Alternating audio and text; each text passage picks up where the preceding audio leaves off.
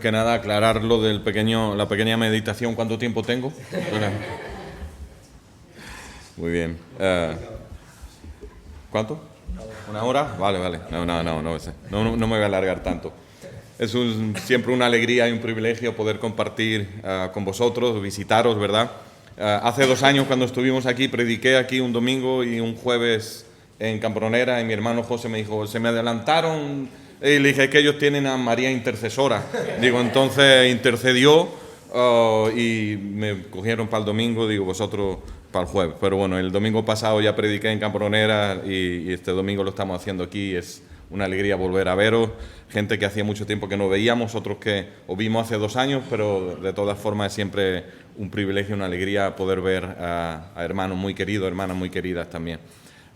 Como sabéis, estamos de visita ya desde hace algunas semanas aquí en España, desde hace algunos días.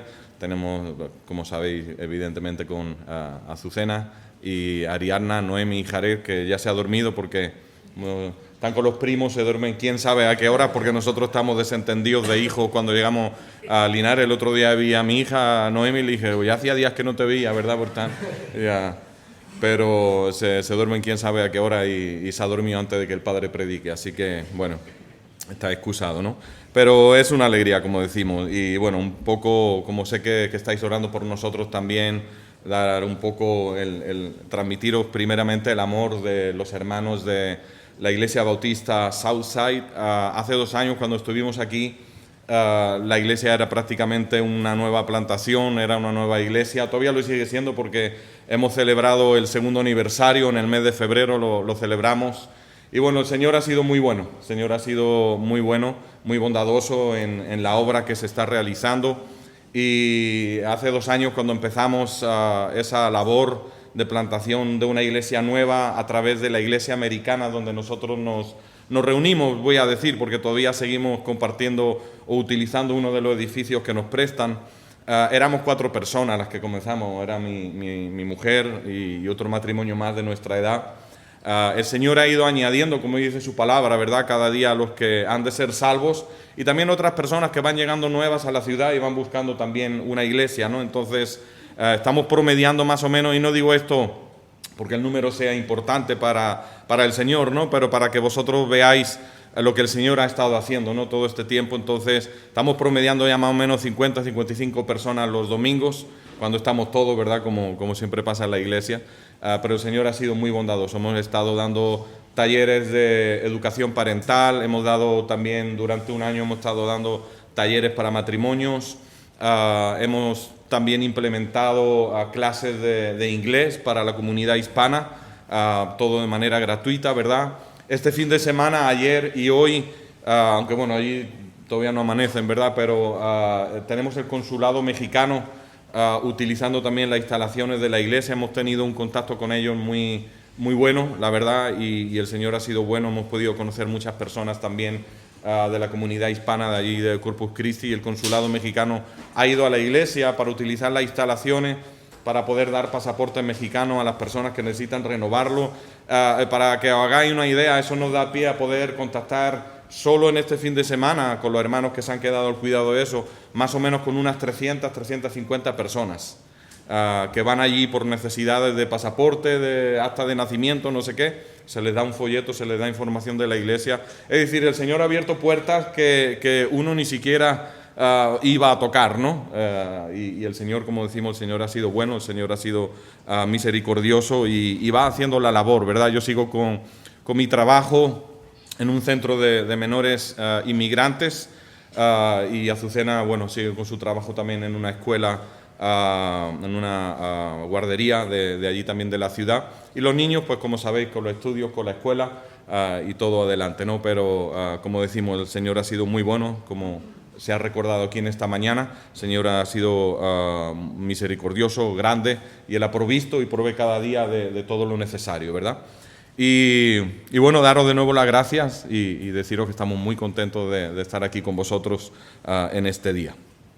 Pero ya pasando a la palabra, pasando al estudio de la palabra de Dios, quiero que me acompañéis en el primer libro de Reyes, en el capítulo 19.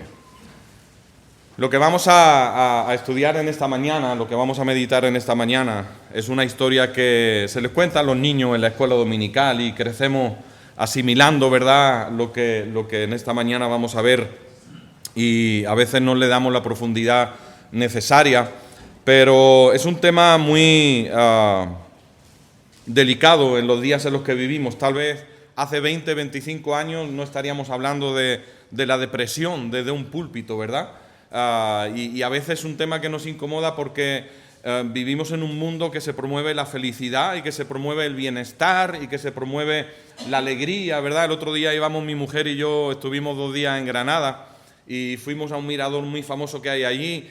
Y bueno, vosotros sabéis que allí había una algarabía que era tremenda, ¿no? Y ya casi nos poníamos nosotros a bailar allí también sevillana, ¿verdad? Estaban la guitarra y la gente aplaudiendo y eso es lo que el mundo promueve, ¿verdad? Pero hablar de asuntos como la depresión, la tristeza, las dificultades, las luchas, es algo que casi uno no quiere escuchar hablar, ¿no? Queremos escuchar de cosas más alegres, pero la realidad es que la palabra de Dios tiene mucho que decirnos acerca de asuntos como es la depresión, como es el estrés postraumático, la ansiedad, las dificultades, las luchas, incluso en la vida del creyente, ¿verdad? Vosotros sabéis que en el primer libro de Reyes, en el capítulo 19, se nos habla de un momento de, podríamos decir, depresión, un momento de lucha interna, de lucha espiritual que enfrentó uno de los profetas más conocidos, uno de los profetas más grandes, ¿verdad?, que fue el profeta Elías. Para que nos pongamos en contexto de por qué estamos hablando de la depresión en el día de hoy, fijaos que la depresión es una de las enfermedades mentales más prevalentes y debilitantes. Estoy hablando de datos de los Estados Unidos, pero que también son semejantes a los que se manejan aquí en Europa.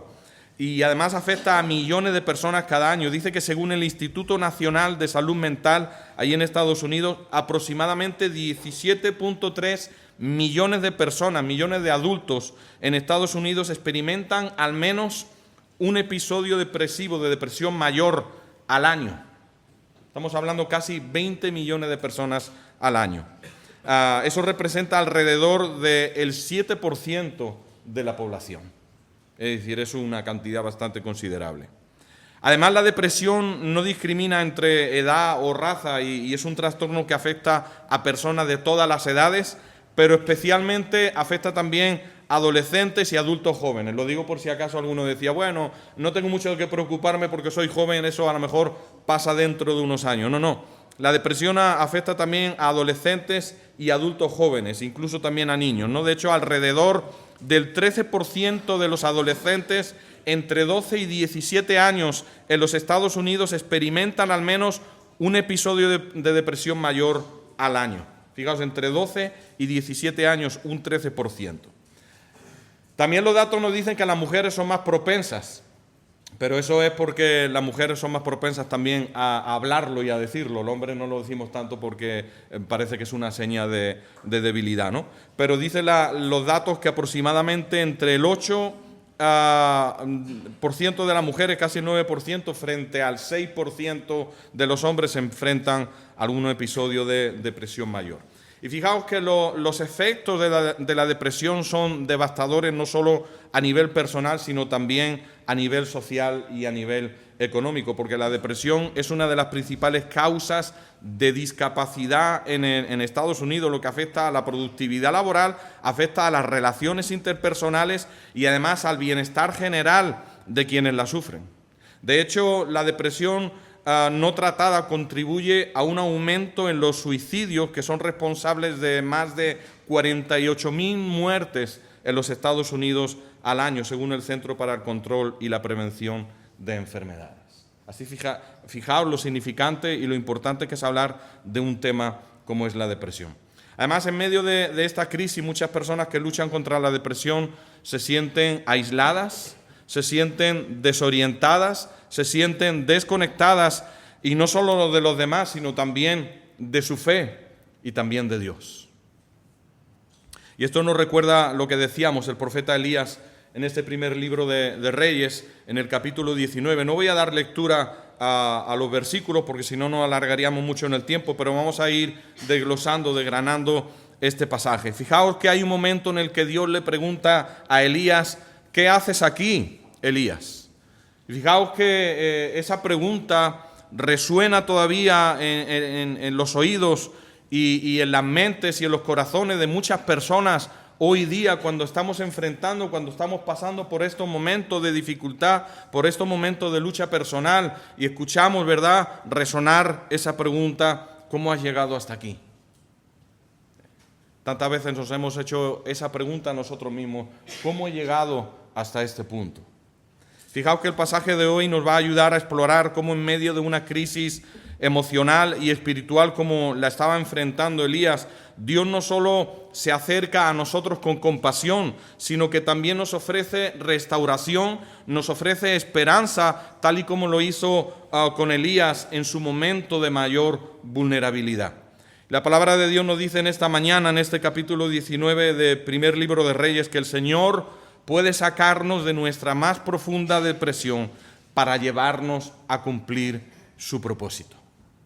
Fijaos ya la idea principal del pasaje, la esperanza que trae. El Señor puede sacarnos de nuestro momento de nuestra más profunda depresión, de nuestra más profunda dificultad, para llevarnos a cumplir su propósito. Ahora, la pregunta es: ¿cómo nos ayuda el Señor en esos momentos? Y a lo mejor tú estás escuchando esto en esta mañana y dices: bueno, yo no he pasado por un momento así y espero no tener que pasarlo. Pero es importante que lo aprendamos, porque a lo mejor vas a tener una persona a tu lado que va a pasar por un momento así o está pasando por un momento así, y es bueno que sepamos cómo nos ayuda el Señor en esos momentos de profunda depresión, de profunda lucha. Fijaos que lo que nos dice la palabra de Dios en esta mañana: en primer lugar, el Señor nos protege en los momentos de mayor lucha en nuestras vidas. Fijaos, dándonos su protección. Lo que dice ahí los versículos del 1 al 4. Dice que cuando Acab llegó a su casa, le contó a su esposa Jezabel todo lo que Elías había hecho, incluso la manera en que había matado a todos los profetas de Baal. Vosotros conocéis muy bien el contexto de este pasaje, ¿verdad? Está Elías en el monte Carmelo, ¿verdad? Y hace un reto a los profetas de Baal, que eran protegidos de la reina Jezabel, y le dice: bueno, vamos a ver qué Dios es el más poderoso aquí, ¿verdad? Decirle a vuestros dioses que consuman el sacrificio, ¿verdad? El animal que hemos puesto ahí en los altares. Y luego, después de que se burla un buen rato de ellos porque los sacrificios se mantenían allí intactos, Elías todavía echa agua encima del suyo, y bueno, vosotros sabéis todo lo que pasó allí. Luego dio muerte a cada uno de los profetas de Baal que estaban congregados allí en esta mañana. Pues dice que Acab regresó a Jezabel y, como buen esposo, le dio el reporte a la esposa, ¿verdad? Porque si no, ya sabía lo que le esperaba. Entonces dice que le había contado lo que Elías había hecho, incluso la manera en que había matado a todos los profetas de Baal. Y entonces Jezabel le mandó, estoy leyendo otra versión diferente a la vuestra, pero vosotros me seguís ahí. Y dice en el versículo 2 que entonces Jezabel le mandó este mensaje a Elías, Fijaos, imaginaros que recibís un mensaje de texto en el siglo XXI, un WhatsApp, ¿verdad? O un correo electrónico, o una carta, lo que queráis, diciendo lo siguiente: que los dioses me hieran e incluso me maten, si mañana a esta hora yo no te he matado así como tú los mataste a ellos. Imaginaos qué mensaje, ¿verdad? Que alguien te mande un mensaje que diga: que me maten a mí, si mañana a esta misma hora yo no te he matado a ti. Imaginaos recibir algo así por el estilo. Pues fijaos la reacción de Elías. Y recordemos que Elías venía de matar a los profetas de Baal allí en el monte. Y venía de ver la manifestación de la mano de Dios, del poder de Dios, de una manera como pocas veces se había visto antes y como pocas veces se vieron después. Y mirad lo que sucede con Elías. Elías tuvo miedo. Dice que tuvo miedo y huyó para salvar su vida. Fijaos que en el cerebro, uno de los órganos, por así decirlo, una de las partes del cerebro humano es la amígdala, ¿verdad? Y ante situaciones de amenaza o miedo, la amígdala puede reaccionar. Antes se decía en psicología que reaccionaba de 3 maneras, ahora se ha incluido una cuarta. Fijaos que la amígdala nos dice que tenemos que luchar, ¿Tenemos que huir? ¿Tenemos que quedarnos congelados? ¿O tenemos que someternos a la situación que estamos enfrentando cuando estamos enfrentando una situación de miedo? Y fijaos la reacción natural, la reacción humana de Elías. Elías tuvo miedo y ¿qué hace? Huye para salvar su vida. Cuando aquí dice que tuvo miedo, denota una reacción visceral de pavor, una reacción de miedo absoluto. Y esta expresión no solo implica un miedo común, sino un terror paralizante. Y recordemos que era un profeta que venía de matar él solo a todos los profetas de Baal. Fijaos que Elías acababa, como decíamos, de obtener una gran victoria espiritual, pero el miedo, el agotamiento lo hacen vulnerable a la depresión, lo hacen vulnerable al miedo, lo hacen vulnerable a un estado de decadencia. La lucha emocional prolongada, como la vivió Elías en el Monte Carmelo, puede llevar al colapso emocional. Puede llevar a ese colapso emocional que ninguno queremos enfrentar. Y fijaos que el miedo a la persecución combinado con la fatiga contribuye al estado emocional de Elías aquí en este momento, cuando dice: Elías tuvo miedo y huyó para salvar su vida. Y dice que se fue a Beerseba, una ciudad de Judá, y dejó allí a su sirviente. Pero fijaos lo que dice el versículo 4, luego siguió solo todo el día hasta llegar al desierto, se sentó bajo un solitario árbol de retama y pidió morirse. Y dijo: basta ya, Señor, quítame la vida, porque no soy mejor que mis antepasados que ya murieron. Fijaos el deseo, la agonía que estaba enfrentando Elías en ese momento, hasta el punto de desear morir, hasta el punto de preferir estar muerto que continuar con vida. Fijaos que si en este momento nosotros estamos atravesando una situación de lucha, de cualquier tipo, sea la que sea, si estamos enfrentando miedo, estamos enfrentando ansiedad, recordemos que al igual que Elías, es natural sentirse así. No tiene uno que sentirse culpable porque me siento deprimido, no tiene uno que sentirse culpable porque hay situaciones que me abruman, que me desbordan. No tiene uno que sentirse débil porque estoy reaccionando de esta manera a esta situación que yo nunca había enfrentado antes en mi vida. Y como Elías, recordemos que es natural sentir temor ante las amenazas que parecen insuperables. Es natural sentirse deprimido por estar pasando situaciones que nos desbordan. Sin embargo, el Señor entiende nuestra vulnerabilidad, entiende la situación que estamos enfrentando. Y fijaos que Él no nos condena por huir. No condenó a Elías por sentir miedo. No condenó a Elías por pensar como estaba pensando, sino que permaneció a su lado para restaurarlo con amor, con cuidado, con cariño, para ayudarnos a enfrentar nuestros miedos. No con nuestras fuerzas, sino con su fuerza, con su poder. Fijaos, ahí es donde está el segundo punto que quiero que veamos en esta mañana. El Señor nos cuida en esos momentos de más debilidad. Hemos visto que el Señor nos protege y que el Señor nos cuida en esos momentos de más debilidad. Fijaos lo que dice el versículo 5.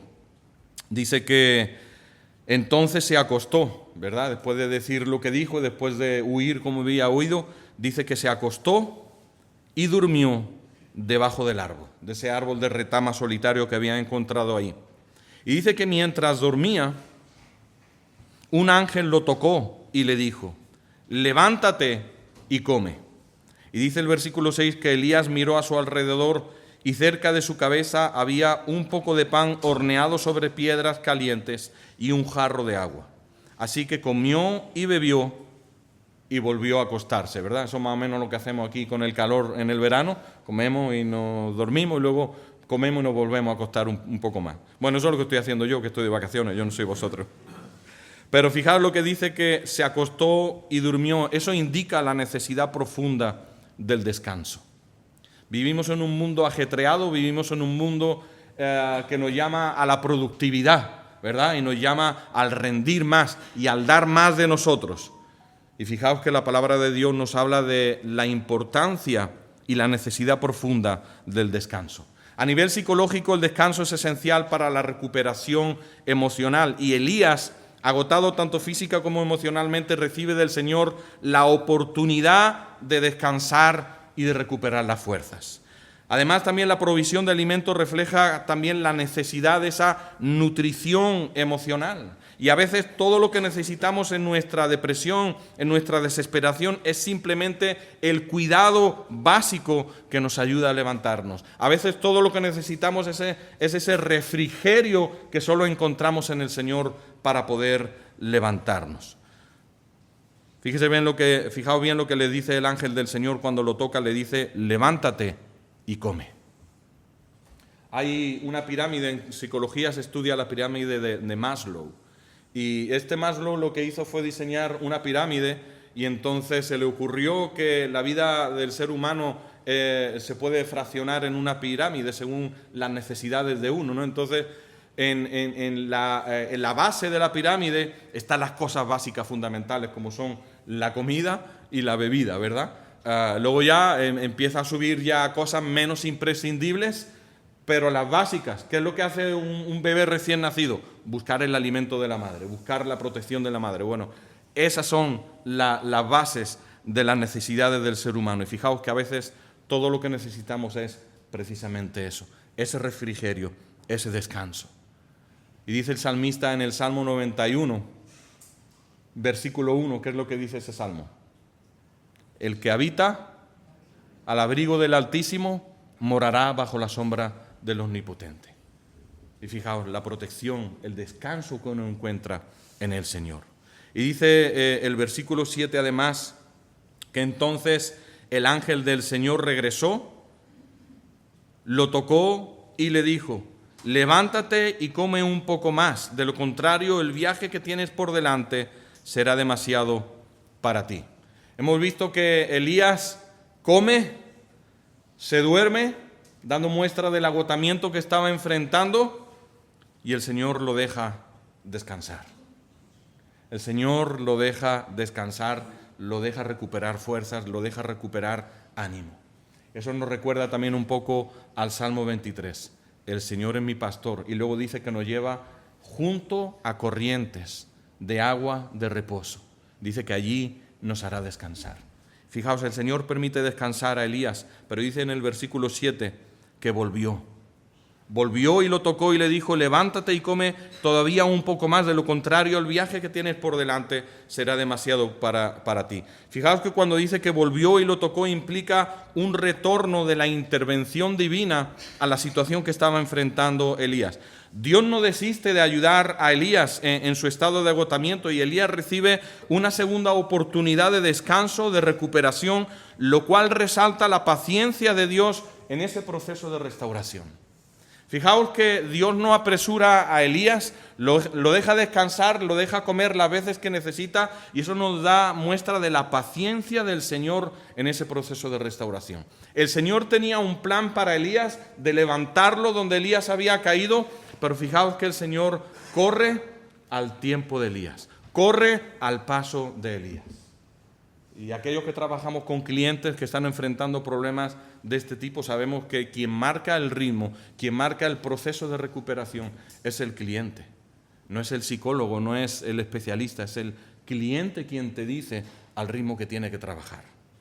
Y fijaos que el Señor está permitiendo aquí a Elías caminar a su ritmo, recuperarse a su ritmo. Pero el Señor lo alienta y le dice, levántate y come un poco más. De lo contrario, el viaje que tienes por delante será demasiado para ti. Fijaos que Elías no conocía mucho el viaje que tenía por delante. Elías no conocía mucho lo que estaba por venir, pero el Señor tenía un plan. Y el Señor le dice a Elías, yo tengo un plan para ti y voy a llevarte a cumplir ese objetivo. Voy a llevarte a cumplir ese plan que tenemos por delante. Mira lo que pasa en el versículo 8. Dice que entonces se levantó y comió y bebió. Y la comida le dio fuerza suficiente para viajar durante 40 días y 40 noches hasta llegar al monte Sinaí, la montaña de Dios. Fijaos que cuando dice se levantó, no es solo un acto físico de estar sentado o acostado y levantarse, sino que también habla de un estado emocional, anímico, ¿verdad? Después de un periodo de gran desánimo, de gran cansancio, de extenuación, Elías experimenta aquí un resurgir, ¿verdad? Y Dios no solo lo ha restaurado físicamente, sino que le ha dado también la fuerza para continuar adelante a ese plan, a ese propósito que Dios tenía para él. Y el hecho de que Elías coma y beba alimentos proporcionados por Dios refleja que el Señor se preocupa de nuestras necesidades físicas. El Señor se preocupa hasta del más mínimo detalle en nuestras vidas. Y fijaos que este acto de sustento no es solo un recurso físico, sino también un acto divino de la misericordia del Señor. Hemos escuchado varios salmos aquí en esta mañana que nos hablaban precisamente de eso, porque para siempre es su misericordia. Pues fijaos aquí la misericordia del Señor reflejada en la vida de Elías. Es como decíamos, este acto de sustento no es solo un recurso físico, sino ese acto divino de misericordia del Señor, porque Dios provee lo necesario para que Elías continúe en ese camino y continúe en la misión que Dios tenía para él. La comida simboliza también el sustento espiritual que solo Dios puede ofrecer en tiempos de debilidad. Nosotros podemos encontrar ayuda humana, podemos encontrar palabras de consuelo por parte de hermanos, de hermanas, podemos encontrar otro tipo de ayuda, pero hay una ayuda que solo el Señor puede dar. Hay un refrigerio, hay un poder, hay un ánimo que solo el Señor puede dar. Y fijaos que cuando dice aquí que Elías recobró la fuerza suficiente para viajar durante 40 días y 40 noches hasta llegar al monte Sinaí. Hoy que estamos acostumbrados a movernos en coche por donde quiera que vayamos, cuando caminamos más de lo normal, y bueno, aquí en España camináis más de lo que caminamos en Estados Unidos, que las distancias son tan largas que tienes que ir en coche hasta comprar 1 litro de leche, ¿no? El otro día íbamos por Granada, nos llevaron por el Albaicín y pues 3 horas caminando por allí, subiendo escaleras por las callejuelas de allí de Granada, y ya os podéis imaginar cómo estaban las piernas después de un rato, ¿no? Pero en aquellos tiempos estaban muy acostumbrados a caminar, ¿no? Y aquí Elías tenía un camino por delante de 40 días y 40 noches. Fijaos que el número 40, simbólicamente hablando, en la Escritura es muy importante. En el Antiguo Testamento, los 40 días y 40 noches de Elías nos recuerdan a los 40 años, por ejemplo, que los israelitas pasaron en el desierto por causa de su desobediencia, ¿verdad? Los 40 días y 40 noches que Moisés estuvo también en el monte Sinaí. Y este número también tiene connotaciones de prueba y preparación, indicando que Elías estaba siendo preparado por el Señor durante esos 40 días que iba a tener por delante. El Señor lo iba a preparar a una nueva etapa en su vida. Y fijaos que esto es muy importante, que recordemos lo que Elías había pedido horas antes. Quítame la vida, ya no quiero seguir viviendo. Pero el Señor lo levanta, lo pone en un proceso de preparación o de reentrenamiento de 40 días para darle un nuevo propósito, para decirle: todavía no he terminado contigo, todavía tienes algo importante que hacer aquí, todavía hay algo importante y poderoso que voy a hacer por medio de ti aquí en este mundo. Y como decimos, es un proceso de preparación para Elías. Elías está siendo preparado para esa nueva etapa en su vida, tanto en lo espiritual como en lo ministerial. El Señor Jesucristo también, recordad que ayunó por 40 días y 40 noches antes de iniciar su ministerio, ¿verdad? Y ese viaje de 40 días de Elías simboliza no solo el tiempo necesario para llegar físicamente de donde Elías estaba hasta el monte Horeb, hasta el monte Sinaí, sino también ese proceso espiritual de restauración, renovación y preparación para la misión que Elías debía de cumplir. Ahora, el monte Horeb es un lugar sagrado en la Escritura, ¿verdad? Un lugar de encuentro con Dios lleno de significado teológico, y vosotros que habéis estudiado bastante eso, lo sabéis. Para Elías es el lugar donde él va a experimentar una revelación divina importante, y en medio de esa depresión y desánimo que Elías había estado enfrentando, está siendo guiado hacia un lugar de comunión profunda con Dios. Horeb es un sitio de restauración espiritual, y para Elías el viaje hacia allí simboliza esa restauración y la preparación para una nueva etapa de servicio a Dios. Fijaos que cuando nosotros estamos en esos momentos de angustia, tenemos que buscar nuestro monte Horeb. Y a lo mejor estáis diciendo, bueno, la única manera de buscar el monte Horeb es trasladándonos físicamente, ¿verdad?, hasta Tierra Santa. Y no estamos hablando de eso precisamente. Es busquemos intencionalmente esos momentos de paz, esos momentos de encontrarnos con el Señor, esos momentos de entrar en un proceso de comunión íntima, de comunión personal con el Señor. Y tenemos que ser intencionales, tenemos que hacerlo de manera intencional. No podemos dejar a que el día nos dé a lo mejor un tiempo de sobra, a que los quehaceres de este mundo nos den un pequeño tiempo en el cual podamos, y si nos sobra, pasemos tiempo con el Señor. No, tenemos que ser intencionales. Tenemos que ser intencionales en buscar pasar tiempo con el Señor. Buscar pasar tiempo que sea para nosotros lo que el monte Horeb fue para Elías. Un tiempo de encuentro con el Señor, un tiempo en el cual el Señor le dijo, tengo algo más para ti, tienes todavía una misión que cumplir. Así que cuando estemos en esos momentos de angustia, debemos de buscar ese monte Horeb. Fijaos lo que dice la palabra del Señor en el versículo 8, que entonces se levantó, comió y bebió, y la comida le dio fuerza suficiente para viajar durante 40 días y 40 noches hasta llegar al monte Sinaí, la montaña de Dios, y dice que allí llegó a una cueva donde pasó la noche. Fijaos que este es el tercer punto que vamos a ver en esta mañana. El Señor nos restaura en silencio. Hemos visto cómo el Señor ha protegido, ha cuidado de Elías, pero aquí el Señor lo dirige, lo lleva a un lugar donde el Señor lo va a restaurar y lo hace en silencio. Fijaos lo que dice ahí la continuación del versículo 9. Que cuando Elías llega allí, llegó a una cueva y dice que pasó allí la noche, y el Señor le dijo a Elías, ¿qué haces aquí, Elías? Y fijaos que cuando el Señor le pregunta ¿qué haces aquí? No es que se lo está reprochando, no es un reproche de ninguna manera, es una pregunta con la finalidad de que Elías no informe a Dios. Dios ya sabía por qué estaba ahí Elías, sino la finalidad era que Elías pudiese expresarse, pudiese verbalizar con sus propias palabras ¿cómo había llegado Elías hasta ese punto? Esta pregunta es más bien una invitación a que Elías reflexione sobre el propósito y las circunstancias por las cuales el Señor le llevó hasta el monte Horeb. El Señor no le está reprochando a Elías de que ¿qué estás haciendo aquí? ¿Por qué no estás en otro lugar? No, le está dando la oportunidad de que él reflexione de por qué había llegado hasta allí. El Señor está invitando a Elías a una reflexión profunda sobre su vida, sus decisiones, y la pregunta no busca en ningún momento una respuesta geográfica, aunque Elías efectivamente ahora se encontraba en Horeb, sino más bien una respuesta sobre su estado interno, sobre su estado espiritual. Fijaos que la pregunta ¿qué haces aquí? Le recuerda a Elías la misión y el propósito, es decir, Dios le está diciendo, ¿sabes por qué te he traído hasta aquí? ¿Sabes por qué has llegado hasta aquí? ¿Sabes por qué te he guardado hasta aquí? ¿Has pensado por un momento por qué te he traído hasta este punto? ¿Con qué propósito te he traído aquí? A pesar de su ida, de su desánimo, Dios no pregunta a Elías para condenarlo, sino para llevarlo a esa reflexión interior que le permita a Elías recuperar el propósito, recuperar la visión y recordar el llamado que Dios tenía para Elías. Y mira lo que sucede en el versículo 10, la respuesta de Elías.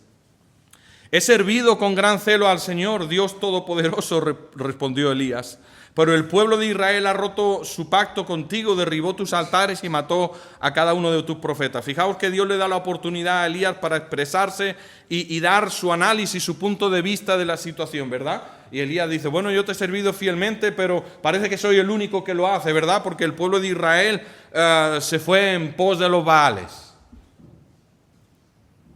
Mira lo que sucede en el versículo 11.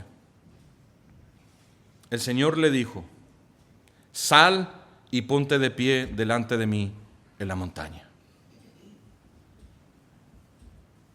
Mientras Elías estaba de pie allí, el Señor pasó y un viento fuerte e impetuoso azotó la montaña.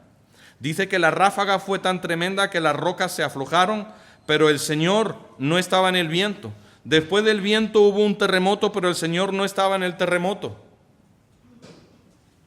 Y dice el versículo 12 que pasado el terremoto hubo un incendio, pero el Señor no estaba en el incendio. Y después del incendio hubo un suave susurro. Mirad todo lo sobrenatural que está sucediendo aquí. Nosotros escuchamos de terremotos, de incendios, ¿verdad? De fuertes vientos en distintos lugares del planeta. En Texas hemos tenido riadas recientemente. Aquí en Andalucía y en otras partes de España hay incendios que están arrasando con bosques, ¿verdad? Hemos escuchado también de terremotos no hace mucho tiempo en otros lugares.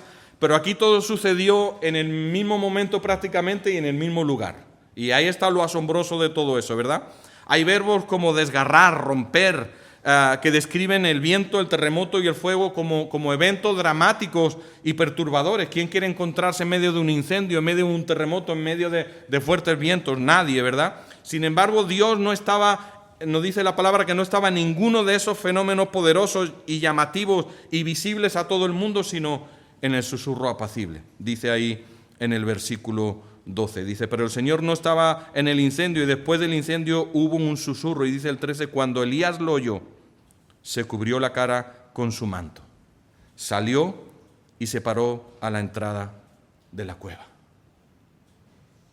Dios no está en los fenómenos poderosos, llamativos, visibles, en los emocionales que podríamos decir hoy día. Hoy día va mucha gente a las iglesias buscando experiencias emocionales, experiencias visibles, ¿verdad? Y fijaos, el Señor estaba en algo todavía más simple que eso, en un susurro. Ese susurro que el Señor hizo que Elías escuchara es un recordatorio de la restauración que llega en los momentos de silencio y reflexión.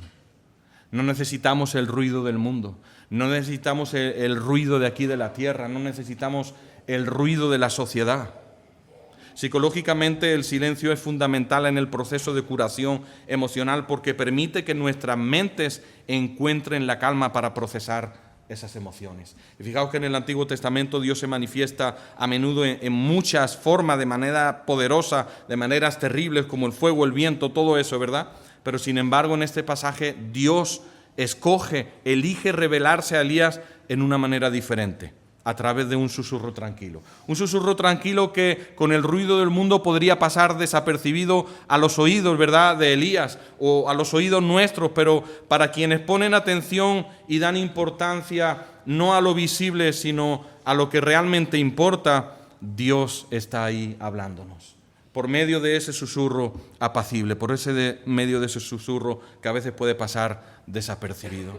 Esta forma de revelación refleja que Dios no siempre se encuentra, como decíamos, en lo espectacular. No se encuentra en lo dramático, en lo emocional, sino en las cosas más sencillas.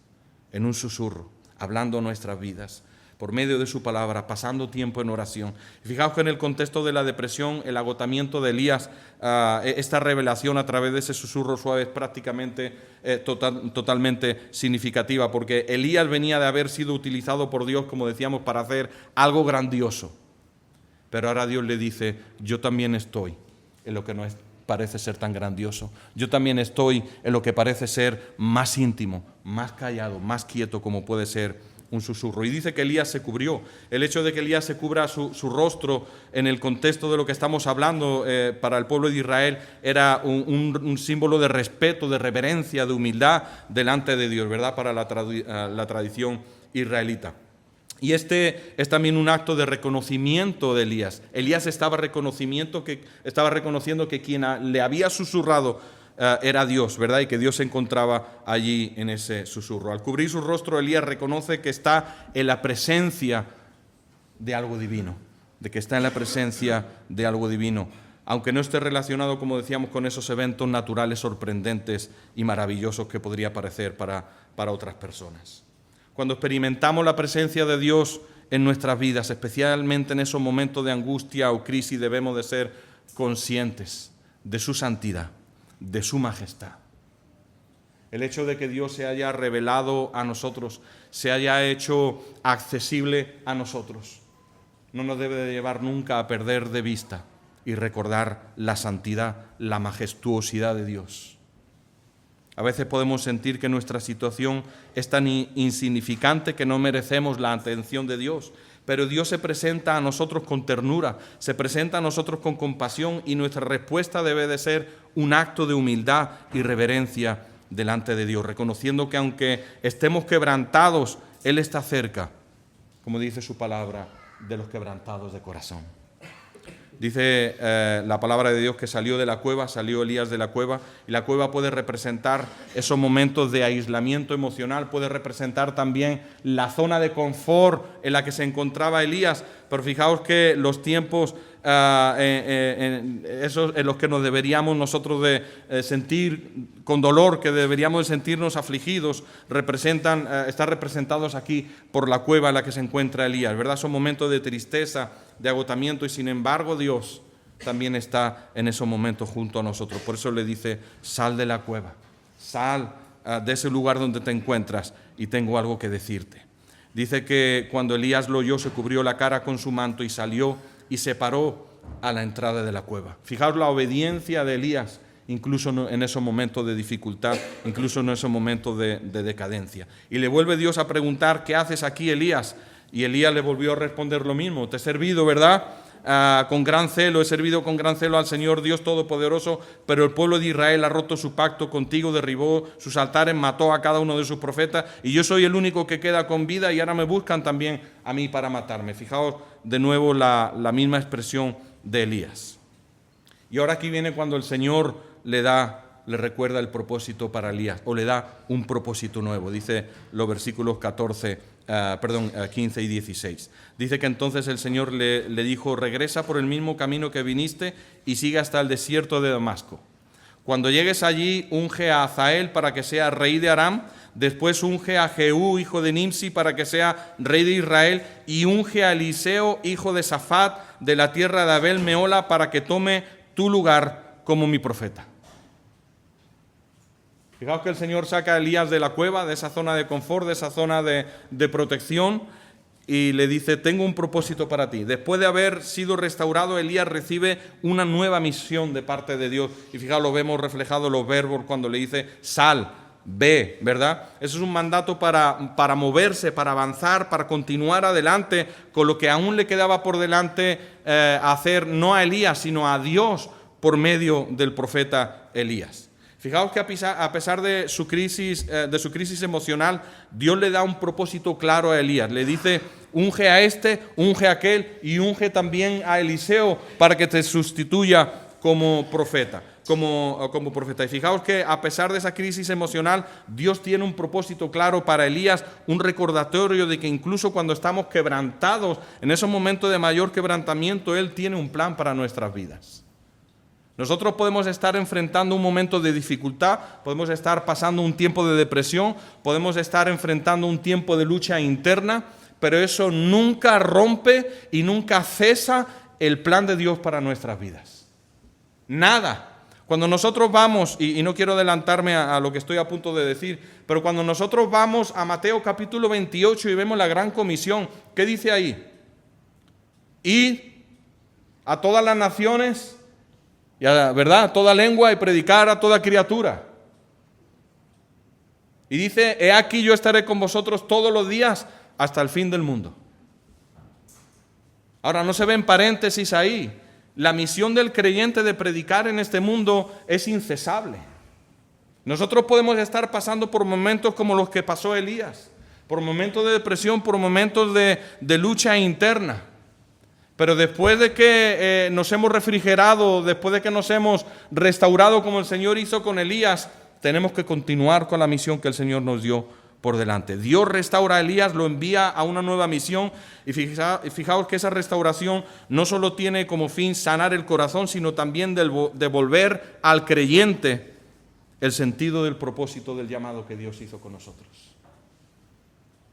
Porque eso es para lo que el Señor nos llamó, para anunciar a este mundo, como dice el apóstol Pedro también, para que anunciéis las virtudes de aquel que os llamó de las tinieblas a su luz admirable. En medio de ese momento de lucha que Elías estaba enfrentando, uno de los aspectos más dolorosos es la pérdida de propósito. Si Elías hubiese perdido el propósito para el cual Dios lo llamó, no hubiera habido una marcha atrás. Pero Dios lo recordó ese propósito. Y aunque Elías fue restaurado, aún necesitaba ese apoyo, esa dirección que solo Dios le podía dar. Fijaos, esto nos recuerda mucho a nuestra vida, ya para terminar. ¿Qué dice Filipenses 1:6? A ver, de memoria, yo lo tengo aquí apuntado. Filipenses 1:6. Fijaos, somos un proceso continuo. El que comenzó en vosotros, un día la comenzó, la perfeccionará. Fijaos, un proceso continuo, ¿verdad? En el día de Jesucristo. Dice otra versión, y estoy seguro de que Dios, quien comenzó la buena obra en ustedes, la continuará hasta que quede completamente terminada el día que Cristo Jesús vuelva. Fijaos que el Señor no había terminado todavía con la misión de Elías, y todavía Elías le era un instrumento útil. Y tal vez tú estás aquí sentado en esta mañana, estamos aquí sentados en esta mañana, reflexionando en estas palabras, reflexionando tal vez en los problemas que enfrentamos cada día, en las luchas, en la familia, luchas financieras, luchas de trabajo, luchas con los hijos, luchas en los matrimonios. Y estamos pasando a lo mejor también cambios en la vida. ¿A quién le gustan los cambios? A nadie, porque los cambios nos sacan de la zona de confort. Y fijaos lo que está sucediendo en la vida de Elías. Hay un cambio dramático, pero todavía el Señor lo toma de la mano, lo restaura, lo conduce y le vuelve a dar un propósito. Y tal vez tú estás en esta mañana escuchando esto, estás reflexionando en esos cambios en la vida, en esas luchas en la vida. Y tenemos que volver a lo que estábamos diciendo anteriormente. Dios le pregunta a Elías, ¿qué haces aquí? En esta mañana el Señor nos pregunta a nosotros también, ¿cómo has llegado hasta aquí? ¿Y con qué propósito te he traído yo hasta este punto? ¿Por qué te he puesto en el lugar donde te encuentras? ¿Por qué te he puesto en la familia a la que perteneces? ¿Por qué te he puesto en el trabajo? O a veces, ¿por qué te he quitado de ese trabajo? Y el Señor nos pregunta, ¿qué estás haciendo aquí? ¿Qué haces aquí? ¿Cuál es el propósito que tengo para tu vida? En el lugar en el que te encuentras y en la situación en la que te encuentras. Y si queremos saber la respuesta a esa pregunta, la encontramos en la palabra de Dios. Haced discípulos, todas las naciones. Haced discípulos donde el Señor nos tenga puestos. Hacer discípulos donde el Señor nos lleve. No hay otra misión, no hay otra visión. El Señor puede llevarnos a ejecutar esa misión de diferente manera. Pero la misión solo es una, y es alcanzar a esas personas que viven alrededor de nosotros, que todavía no tienen a Cristo en su vida. Y mientras estamos aquí en este mundo, hay que seguir adelante. Mientras que estamos aquí en este mundo, tenemos que volver siempre al punto de partida, al punto base que es esa misión. Mateo capítulo 28. Sin importar que estemos pasando por situaciones como las de Elías, el Señor nos va a restaurar. El Señor no quiere dejarnos ahí en la cueva. El Señor no quiere dejarnos ahí durmiendo por el resto de nuestra vida. El Señor nos quiere dar descanso, sacarnos de la cueva, pero ponernos de nuevo de marcha a la misión. Que el Señor os bendiga, que el Señor os ayude a continuar luchando por esa misión. Adelante.